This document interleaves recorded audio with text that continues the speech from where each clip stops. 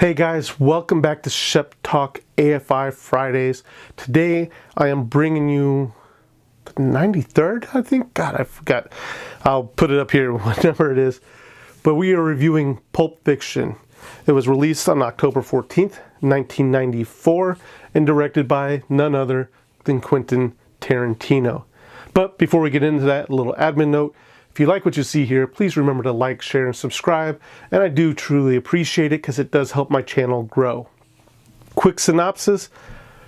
Where to begin with Quentin Tarantino's Pulp Fiction? Pretty much follows Samuel L. Jackson and John Travolta's characters as they work for their crime boss and they go through the city. Pretty much. I am not going to try to explain this movie. I'm not going to be good at it because it's one of those movies that it has breaks in it, right? It focuses on certain characters at certain times throughout this movie, and it pretty much just forms on Samuel L. Jackson and John Travolta's characters and some of their interactions with all these other characters in some way or shape or form. So, like I said, like I've already stated, it stars Samuel L. Jackson, it stars John Travolta, Uma Thurman, Ving Rhames, Bruce Willis, and many, many more. You can spend all day looking at the IMDb for this. It is out there. But I think, and then, so bringing it back into my review, I think this was my first Quentin Tarantino film. I can't remember if I saw any other movie. I can't remember if this was Quentin Tarantino's first film to begin with. I don't think it was. I think Reservoir Dogs was his first one. I'm getting all kinds of mixed up, guys. I apologize for it. But this was the first time I'd seen a Quentin Tarantino film. Or at least that I knew that it was a Quentin Tarantino film. And I fell in love with it. I think his writing style is so good sometimes. Especially his early stuff. I think his early stuff is phenomenal, and there's not much flaws in it. The dialogue that he's given his characters in here is just really great. I think he did a phenomenal job with it. The cinematography in this movie is really well done. Just following along with Vinny and I can't remember following along Samuel L. Jackson and John Travolta as they go along doing their stuff. It's just an interesting ride. And a side little anecdote, Phil Lamar is in this movie, and at first I didn't realize that Phil Lamar was the guy in this movie. He's the kid that gets his head blown off. And I've met Phil Lamar plenty of times. I've talked to Phil Lamar. I'm not going to say we're friends, but I've had the opportunity to engage and talk with him, and actually I inducted him into the 501st as an honorary member because he does tons of voice acting work as well.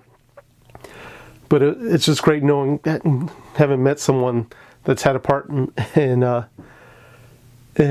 Pulp Fiction is just great.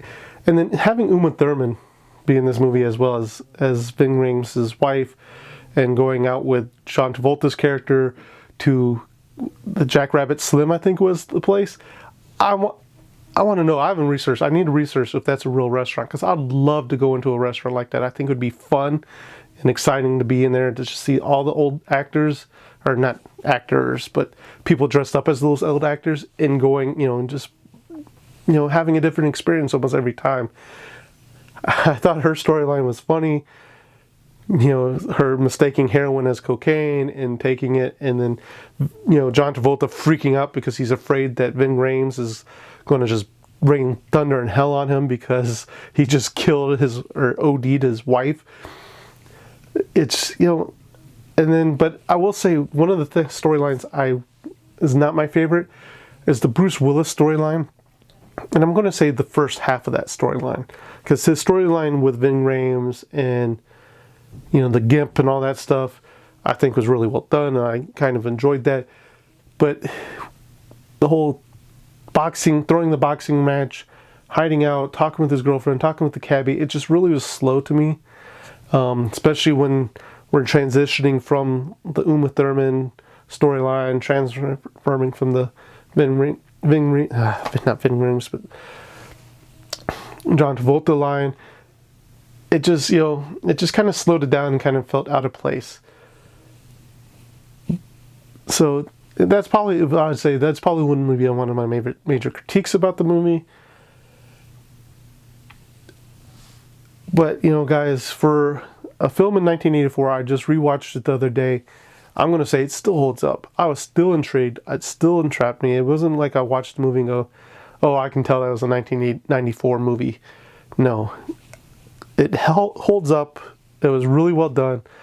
I think if anybody hasn't seen Pulp Fiction, they need to go out there and see Pulp Fiction. Hell, I think they need to go out there and watch most of Quentin Tarantino's work. He's only done like 9 films right now. So it's not like it's, you know, going to take you all week to watch Quentin Tarantino.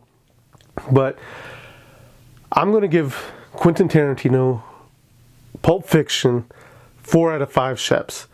There's, you know, there was some stuff that I didn't like. The Bruce Willis thing, some of the pacing, it just didn't flow perfectly for me. It was almost perfect, but not too perfect. So 4 out of 5 Sheps. And let me know down in the comments down below, guys. Have you seen Pulp Fiction? What do you think of it? Have you enjoyed it? Are you going to watch it? Let me know down in the comments down below. And as always, guys, thank you for watching, and I'll see you at the next review.